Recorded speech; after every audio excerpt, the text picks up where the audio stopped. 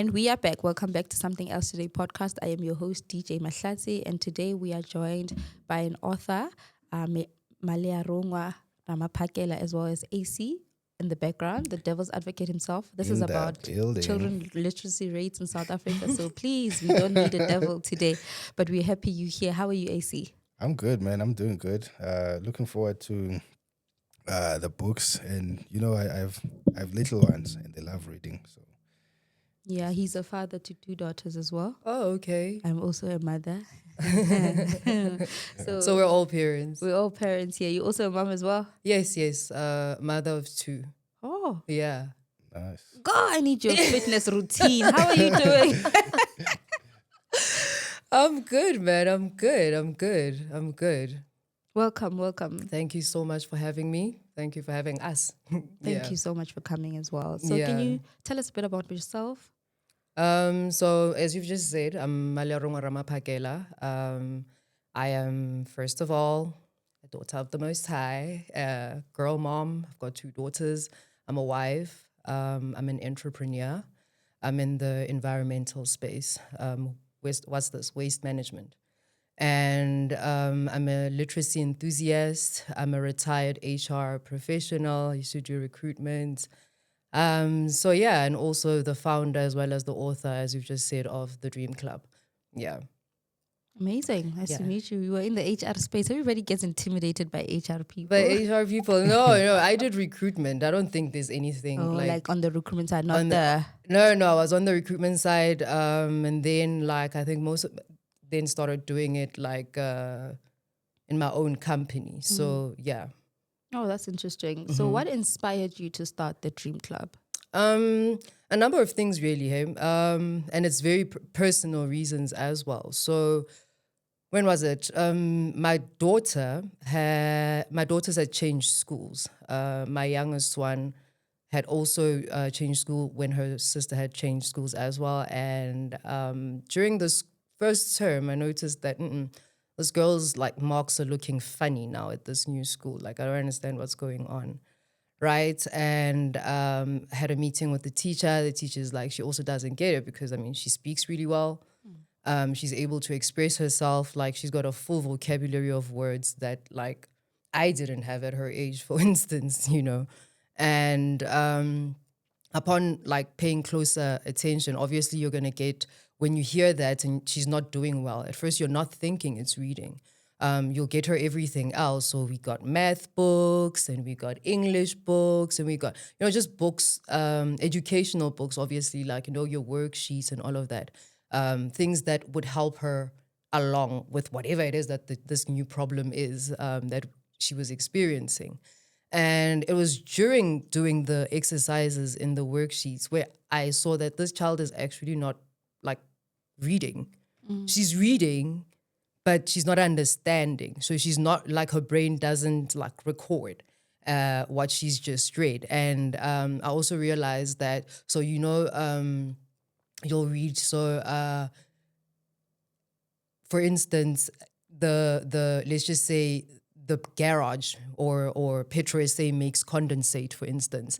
And then she would be Petro SA makes considerate, because she just reads that first CON and then reads the last one and she just comes up with the word, And then at the same time, my oldest daughter had just joined high school and the career question was becoming louder, and because I've been in recruitment, it's a question, it's not a question that is a rare question in my household.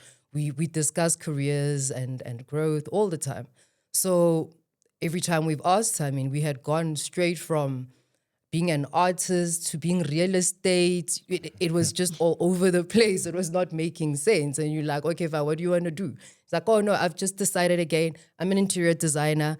And then you go back the next week again, nope, I'm a graphic designer this week. So you could just see that this person actually does not know. She knows that it's somewhere in design, but she does not have enough knowledge to make an informed decision, because this is also one of the biggest decisions of her life, what subjects am I going to take? Because you don't want to take the wrong subjects and only to finish and need something else. And during doing research, I then read about our literacy stats as well.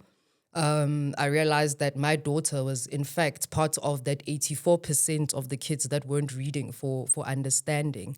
And yeah, so I decided to do what I can do, use my gifts, excuse me, to see what I can do as a mother to change. And fortunate for me, like storytelling is like one of my strengths. I love writing. I write often to just express myself. I write everything.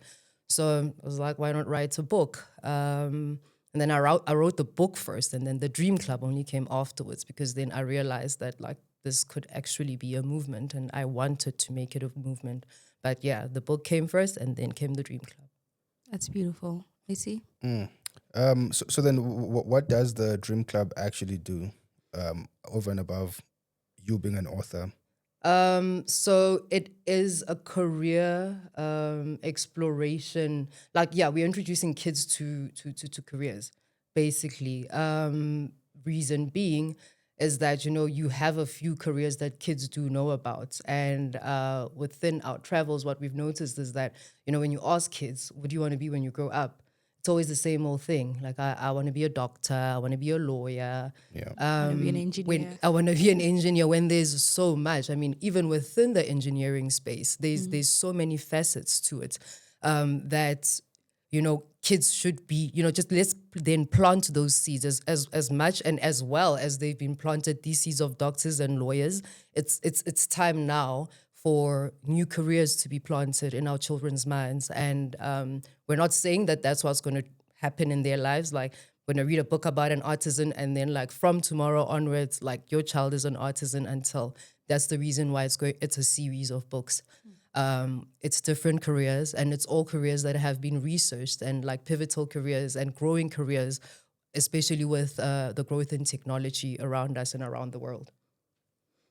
So is that what Nhanhla's dream is about, being an artisan? About an artisan, yes. So that's what it's about. It's about being an artisan. What is an artisan? Yeah, go ahead. Yeah, what is an artisan? So an artisan is everyone in the skilled trades. So it's your plumber, it's your electrician, it's anyone who uses your maintenance people, anyone who uses their hands to make or fix something. So and they make up most of our lives, artisans. This is, I mean, like, for the toilet to run in the house, we need the plumbing to be good, and that needs to be a plumber. For the electricity to be fine, we need an electrician rather, to come make sure that like the house has proper electricity plugs and everything. So we don't realize how much of a part skilled trades plays, especially in South Africa, being a developing country. There's still going to be a need for skilled trades, and even more now. And so might as well it be our first book, is what I thought. No, that makes a lot of sense, because we are wired, like you said, to think we're going to become doctors, we're going to become engineers, all of those things. And also I think there's a misconception, or like a stigma, that if you're a plumber or you're an electrician, then you're like, if it's a second choice thing, or you're less than. Yeah, you didn't really plan to be that, and no one wants to be that. No one wants to work with shit and, you know, stuff like that. I try to say that as kind as possible. You know, that's how it's viewed. Why do you think that's how it's viewed in our developing country? Exposure. We're not seeing the plumbers that are making a good living out of it. We're not seeing the mechanics that are making a great living out of it. We're not seeing the engineers that are being poached from South Africa to go work abroad. We're not seeing we're not seeing all of that. You know, what is always in the forefront is that there's being a doctor, and then there's being a lawyer. There's a certain prestige that is seen with that, because I think there is no exposure then to everything else that is there. And there's so much opportunity in all the other things that are there. It's just to open your mind, or open the children's minds rather, to the possibilities around them. Yeah. So you said this was a series of books, and this is the first one. Is it safe to assume that the upcoming ones will explore different career paths as the main character, or are you sticking with the artisan angle? No. Even like you're right. It's a lot more other careers, different children, different areas. So Nhanhla is from Uqunu in the Eastern Cape, and that's where the story is set. The other stories we've got stories from Qwaqwa. We've got stories from Delmas.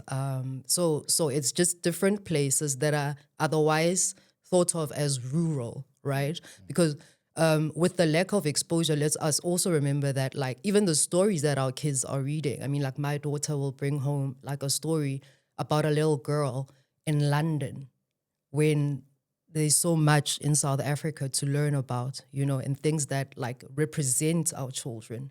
Representation is very important, especially when you're trying to make reading to be something fun. In high school, I enjoyed reading Sweet Valley High or something. It was a book series with two girls. They were twins. I think it was Jessica and someone else. Yeah, but I mean, it's because I was a girl.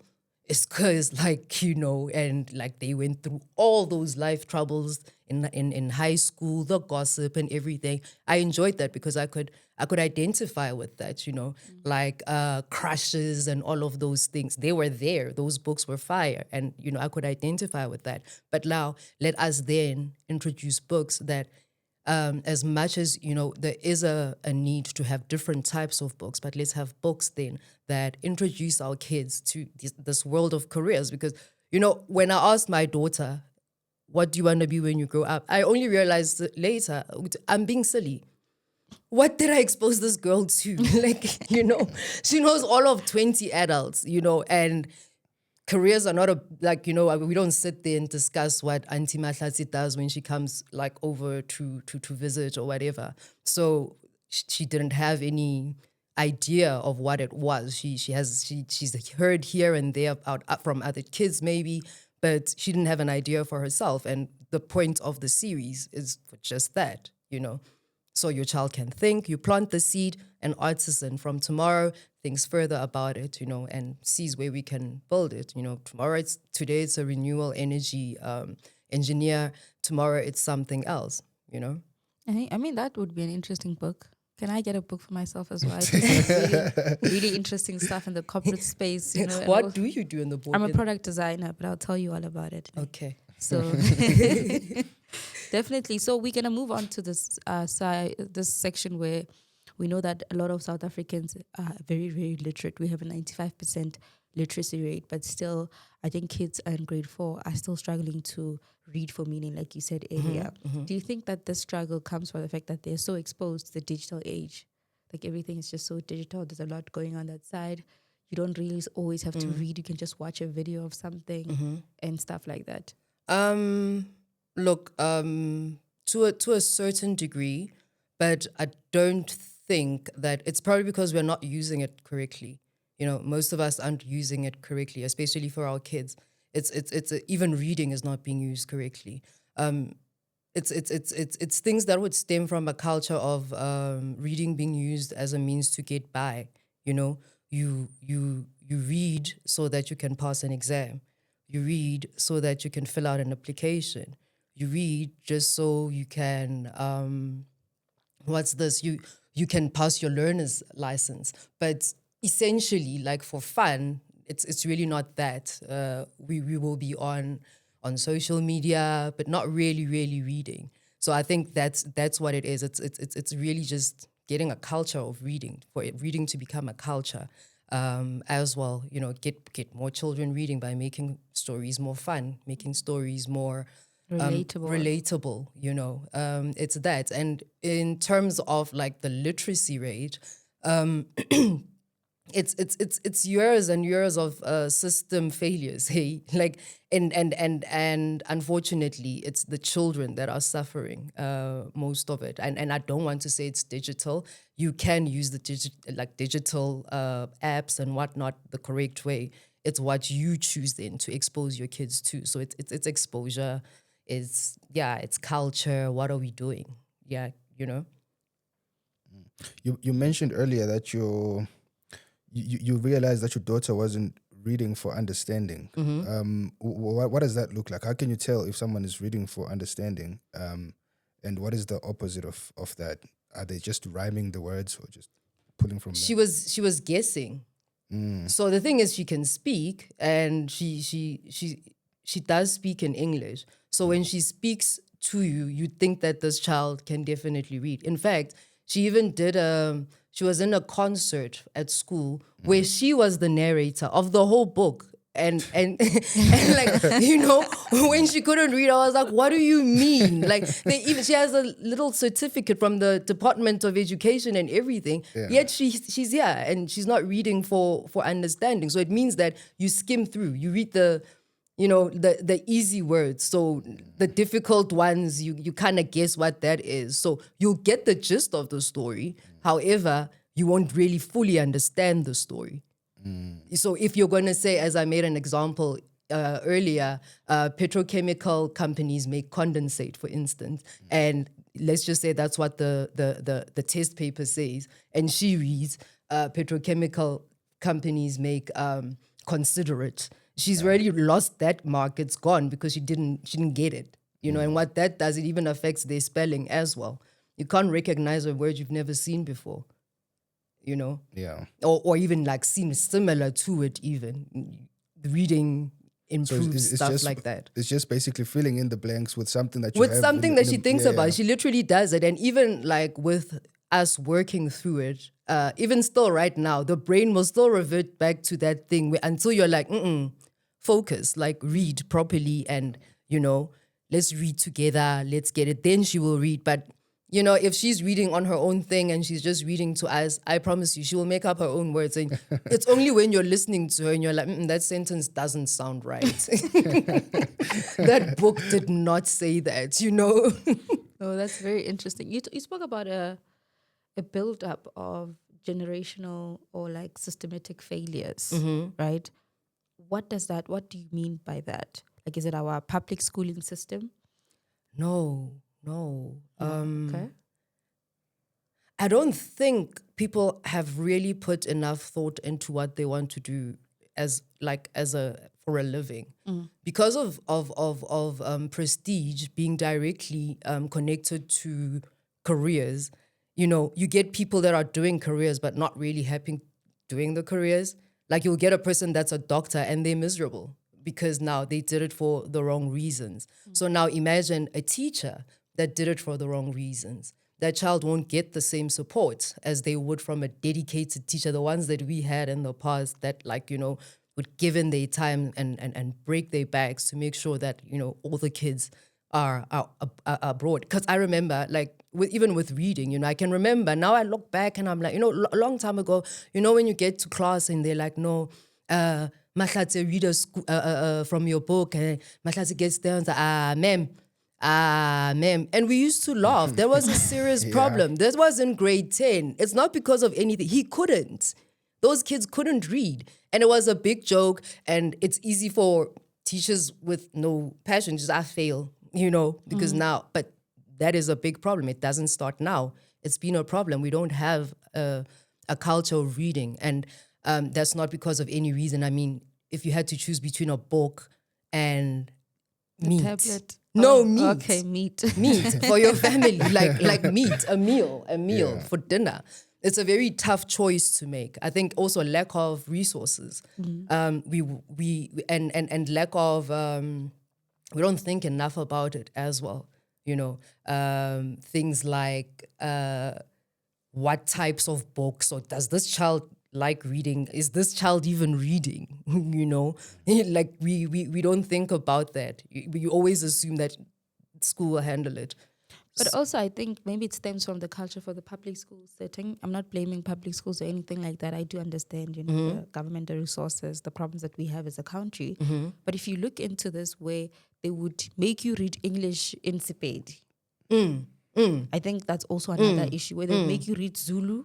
Yes, there, yeah, we're there. You see, like, why are we reading? Do you think that's also affecting that culture that we are supposed to have of reading? The language thing. Like reading a book that's in English but being told in a different language or being taught that book in a different language, but it's in English. Like they say, oh, Nhanhla has a dream. But Nhanhla una le toro. I'm not sure if I'm making sense. I get what you're saying. Like, I've never heard of it. Which school is this? I think maybe I'm not explaining it right, but they would teach you English. I get what you're saying. I get what you're saying.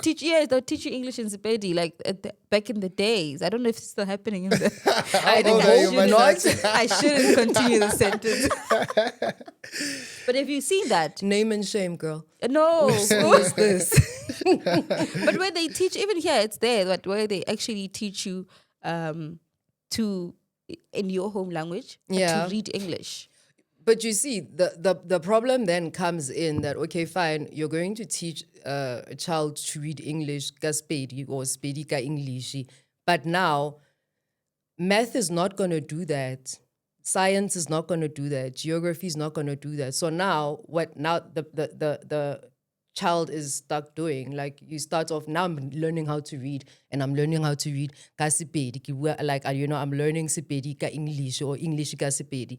But now I'm going to have to translate those words again for them to make sense in my head. So now it's going to go from Pedi, from English, that is the actual book, and then from Pedi back to English again, because now it must come in, I guess, and must stay there, I guess, and learn how to read. And I think it does make it difficult. I didn't receive that type of teaching, so it must have been easier for me and most of other people, but sure, I'm so sorry. No.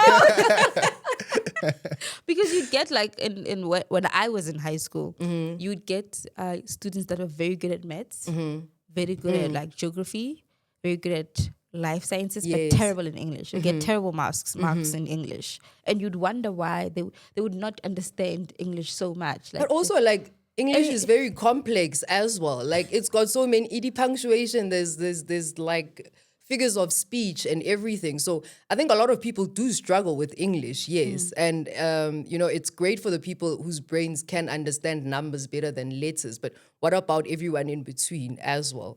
You know, they would get it, being taught, say, math in Sepedi.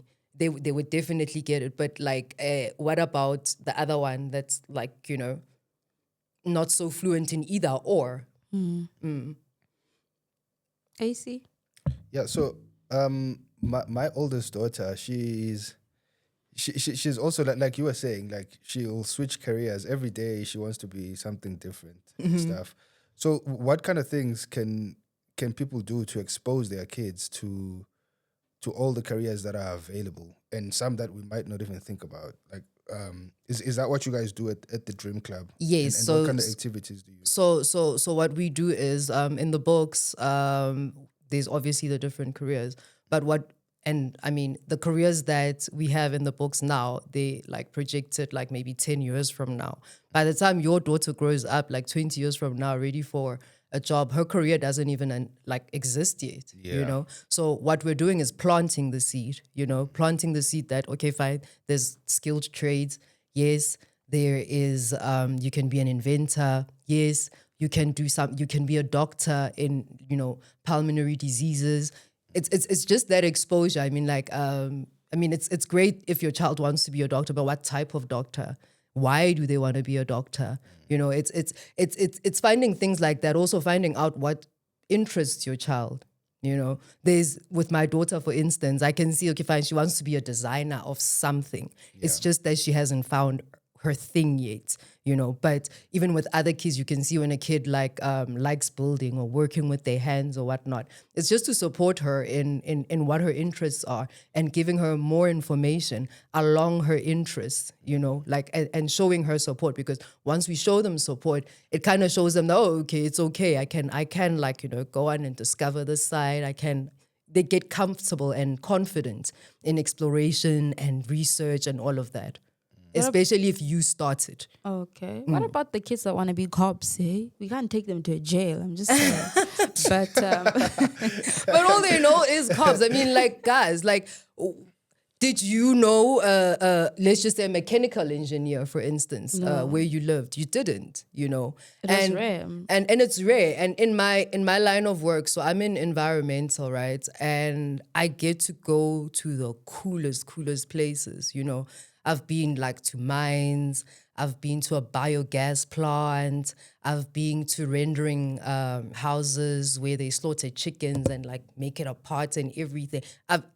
I get to see the coolest places. And often, like when I'm in those places, I think, what would 10-year-old me, like, this would blow her mind. What would she think about this? Because like, it's all such big things. I mean, like in a mine, you get a machine that is so huge and you just, even me, when I stand next to it and you look at it, you're like, wow, you know, imagine a little kid. And it's not like these things are not around us. Most of these mines, most of like the municipality, for instance, I'm sure if like someone's son said, I want to be an electrical engineer, we should be able to go to the municipality and say, guys, let the children do a walkabout or something, you know, open some doors. Like I think it's a lot of things, but I think a lot of us can do something about it to, you know, do the change that we can, make the change that we can. Yeah, I think we also need a lot of support from the schools as well to organize such of these. The schools need support themselves. The schools need support themselves. Like, can you imagine how busy a school is? I think it's up to organizations. It's up to like maybe the teachers that teach the kids that know what would be good for the kids, and just like I know parents as well, organizations mostly, because they know what's going on behind their doors and they know what would be beneficial to the future of the country. And you know, just a 1% of your time, you know, it makes a change in the future. AC, did you want to be what you're doing now when you were? Funny thing is, I was talking about it this week, that when I was growing up, I wanted to be a journalist, right? And then like during high school, like they're grade 10 and whatnot, my mom was just like, do you see what black journalists are doing? It was the Daily Sun. And then like she was like, and like, you know how she said it, it wasn't like something to look forward to, like Daily Sun, and you read the stories in the Daily Sun, you're like, absolutely not. I will not take part in this. And then like I happened to be good in accounting, so I just decided like, I'm going to study accounting. Needless to say, like it was not for me. It was boring. Like I found it so boring. There's no creativity needed there. Like you just go to work and you get like it wasn't for me. But you know, I did it and it was fun because I learned something new. But you know, when I think about it now, I did want to be a journalist, and I'm writing. I wanted to write. I used to write my own storybooks as a little child as well, like little cute tiny ones. So yes, I am doing what I want. Yeah. What I was in like really purpose to do. It was writing. And it was writing. Yeah. So yes, I am. Nice.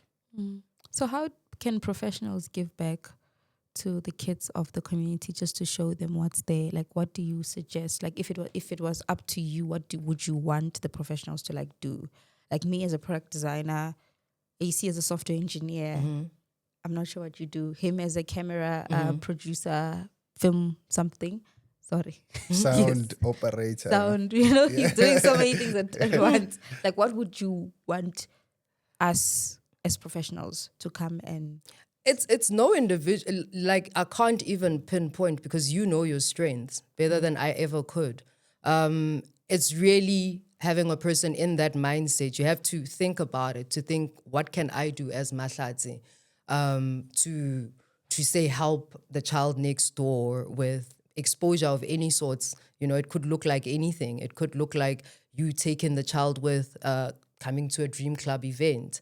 It can look like if you're going to buy your son a book, you buy that child too, especially if you know what the circumstances are. It can look like speaking to someone at work to find out how do we outreach to even like the community just around where the companies are. Because most of these companies are really in those communities that are considered as rural. All of them. To get to the mine, I have to go pick set values, like, you know, up and down, dust and everything. And you see that there's houses, there's like communities around there. And like it's dry, you know, and there's little kids playing around and everything. And the that would be something where, okay, fine. That would be a community development project or something that the company decides to do. So it depends on what you are capable of doing and able to do. Don't stretch yourself now and want to do like a lot of things that are going to be outside of your strengths or even outside of what you are comfortable doing. Start small, and I think small change becomes big at some stage. 100%. Should probably have some kids come and shadow here. Yeah, that's it. Like have kids shadow. Do you know how different even podcasting is going to be like in years to come? And to plant that seed right now, already that child is thinking, okay, fine, I saw there were cameras, I thought there was this, I saw there was this. Maybe they like the lighting concept, and they start thinking about what if I put lights like this, because people that have a gift or a purpose for something usually have the eye for it as well as the brains for it. They'll pick it up like that. Yeah, they pick it up like that. So, but there needs to be a seed that is planted, because you can't be something that you don't know about. Yeah. You can't be something that you don't know about. And I think maybe a lot of our youth is stuck in that, stuck in jobs that don't make them happy because like we didn't know. Yeah, but we also have a thing. I think every year, Blade and Zimande takes out a list. Is it him who takes out the list of careers that are in demand for people to actually apply for? But a lot of people don't know what those careers are. I've and seen you that find list, that people are studying for something that's already oversaturated. They come into the job market and they can't find jobs because we have 1 million teachers and you are 1 million and one.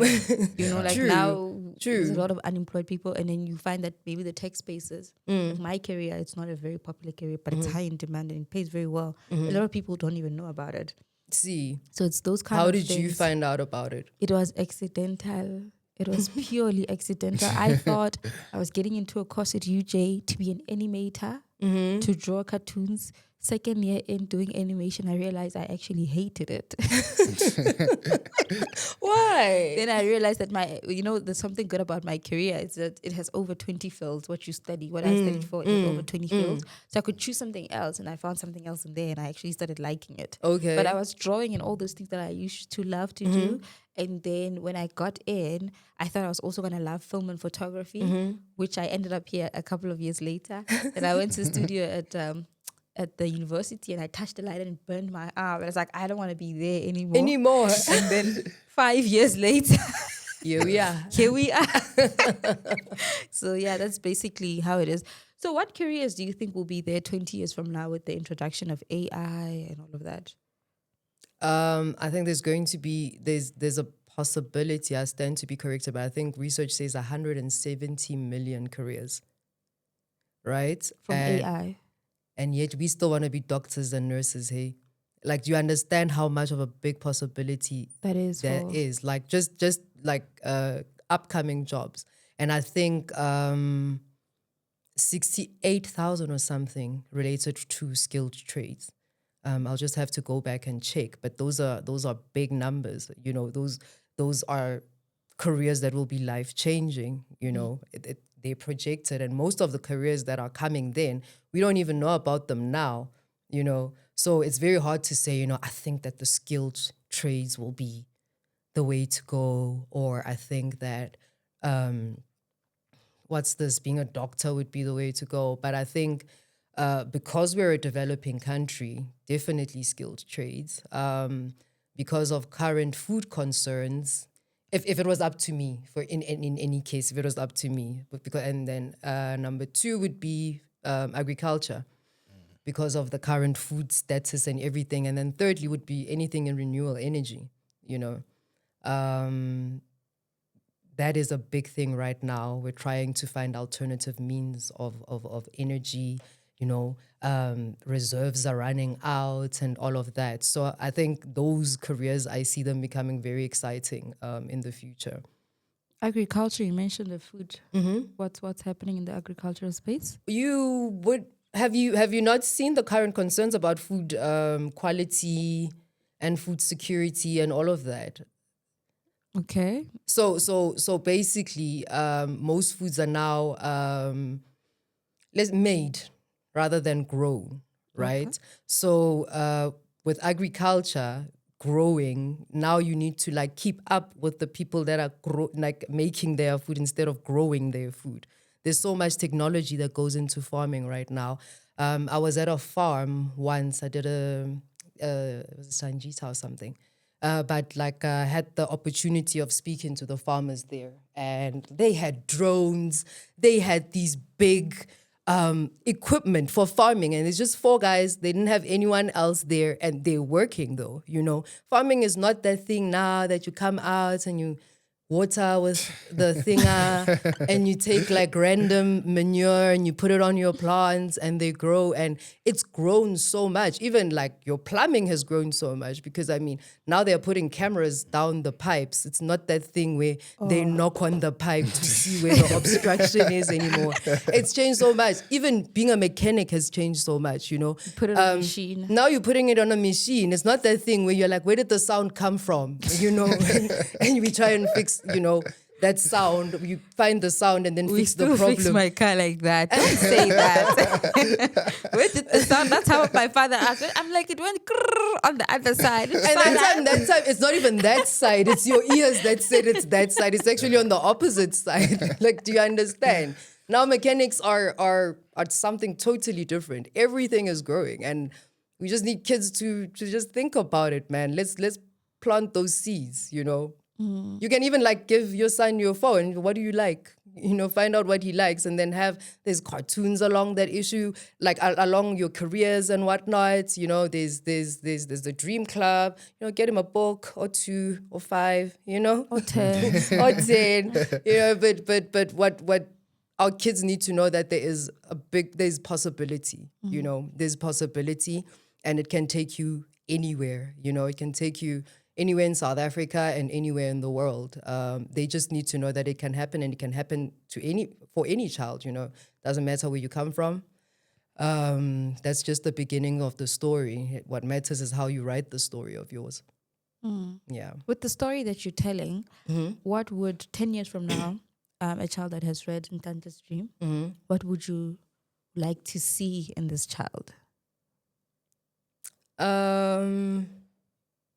I'd like to see a child I'd like to see more exposed children, hey? That's basically it. Exposed children to career, children that can comprehend, because even in the book, after every chapter, I've incorporated like just to see how much the child is understanding and reading, like little games and puzzles, just to see if this person is actually reading the story. And it's things that the child would need to read the story to complete. So it's just kids that understand better, kids that are more open-minded, kids that say that, I read a book about being an artisan and today I fix airplanes. The dream is always to touch a life or 2. AC? I think the thing I like about this book, it's just as well that the career is being an artisan, because I feel like you said, you're aiming for 10 years in advance. And I think skilled work is the most insulated from the AIs of the world and the technology and the tech. Yeah, because you will always need a human to come and do your electricity. And in fact, with the skilled trades, it's the one that's going to have most improved by AI, because they'll be working hand in hand, just as they are right now. Your plumbers, as we were talking about right now, pipe, yes. Like they work with a lot of apps and stuff. Yeah. It's gonna need, like, skilled trades will need a child. It's not that one anymore that your dad teaches you how to like fix a plug.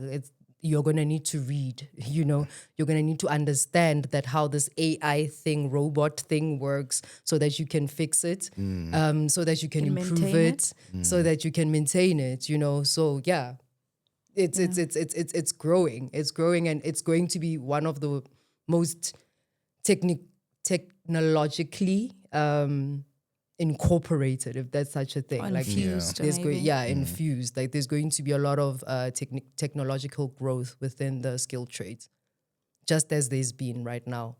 Yeah, and I think you spoke about reading to understand now as a child. It's very, very important to do so because right now we have adults who get themselves into financial contracts that they don't understand of, or they are in medical situations and they still bear that, but they don't know what's going on because they don't read to understand, or there's certain terminologies that they can't understand. Although we know we've got like your ChatGPT, we can just hoist something in there and it tells you in Betty, bruh.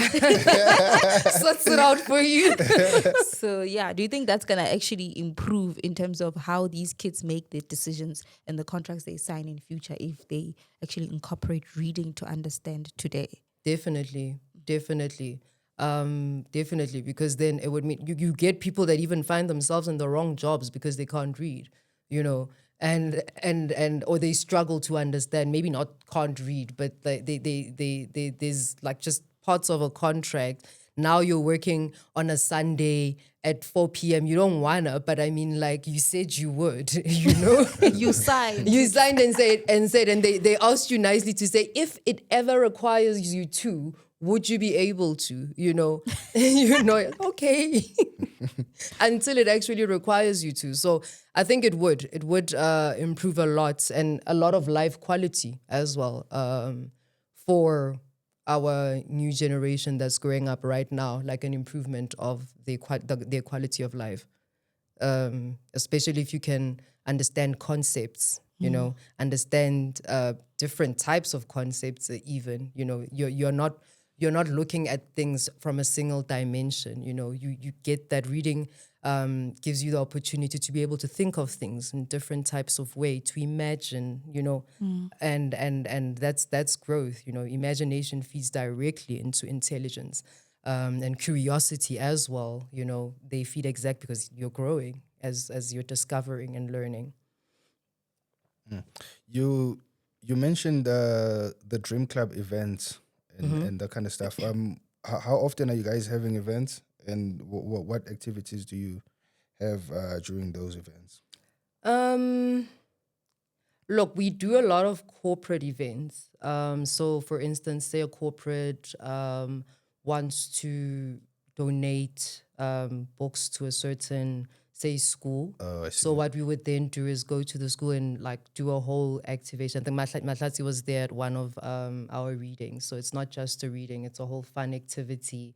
We learn about the different types of artisans and everything. So outside of that, we do get invited quite a lot to people who have, say, an event where there will be children and they think that they could benefit from our knowledge, dare I say, and offering. So it varies, but a lot of the times it is corporate gigs and invitations. Oh, I see. Yeah, I missed that. I saw the pictures and videos that my friends. Yeah, we were very sad you didn't come. Yeah, no, it was during the school holidays. I think because most of our kids were not in the province with us. We had to go breathe. You guys are lucky. You guys are lucky. What does that mean? That you can send them out the province? Oh, I send them out the city. It's not out the province. They're like, if they don't want them, they can bring them back in the same day. It's just, so I was just saying for AC as well. Okay. So, but now I want to ask you something. If your kids were to see this when they're older, what message would you like them to take away from this interview? Everything is possible. Every single thing is possible if you want it, if you really, really want it and your heart says that you can get it, you really can. Everything is possible. It doesn't matter where you come from. It doesn't matter what you've been through. Everything is possible. No, 100%. AC, any more questions? I like the merch and the mug and the stuff.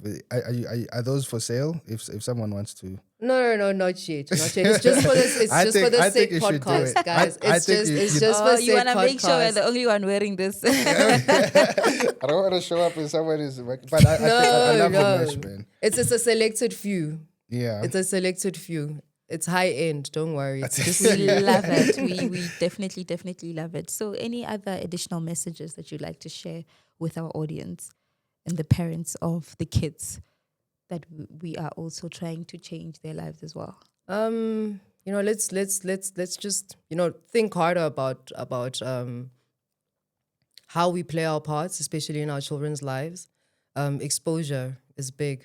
What you expose your children to is literally what builds their opinion of life. Look out for the things you expose them to.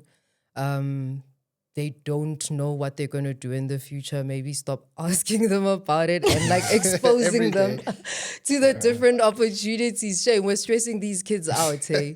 We really are stressing them out. They don't know, they're just kids. So what are you encouraging the parents to do? Exposure, guys. Exposure. Find out what your child likes. Follow their lead. Yeah. Find out what they like. They'll tell you what they like. They're just waiting for you to ask them, and it changes as well, just as it changed from interior designer. Now she wants to be a cutlery designer. And, it changes. You've got designer figured out. It's okay. You just have to expose now clothes. we're with the spoons, man. We're with teaspoons in now. We're teaspoons in. We are teaspoons in now. So like just exposure. And this is like different things. Like, to just find out, okay, what do you like? And I like design. Get her pages, get her books to draw and whatnot. Support, guys. Let's support our kids. Let's give them the right information. Let's give them the right resources. TikTok cannot be our only source of information for our children. It cannot be. It's great to have for fun. It's great to have for fun, but it can't be the source of information. Yeah. No, 100%. We need to close. Please don't forget to subscribe to our YouTube channel and follow us on social media at Said Podcast, and also follow the Dream Club _SA on all social media platforms. And if you'd like to purchase their book, you can actually find it on www.dreamclubsa.co.za. thedreamclub.co.za. thedreamclub.co.za. Anyone who would like a copy of Nhanhla's Dream or wants to know more about the Dream Club can go on to www.thedreamclub.co.za. Our books are there. All the information really about us, what we're about, and where we're taking this. Said Podcast and the Dream Club SA are giving away the Dream Club SA match. All you have to do is follow us at Said Podcast and follow the Dream Club match, and also tag a parent of your choice. But of course, the CEO of the Dream Club is going to give us a bit more instructions on that. Right, yeah. So follow us, tag a parent, and you could be the lucky winner. I think I'll even raise the stake and say maybe 2. Okay, they say 2 lucky winners. Yeah. So go ahead, guys. We will announce the winner at the end of the week. I am your host, DJ Mahlatsi, and we will see you next time. Yay.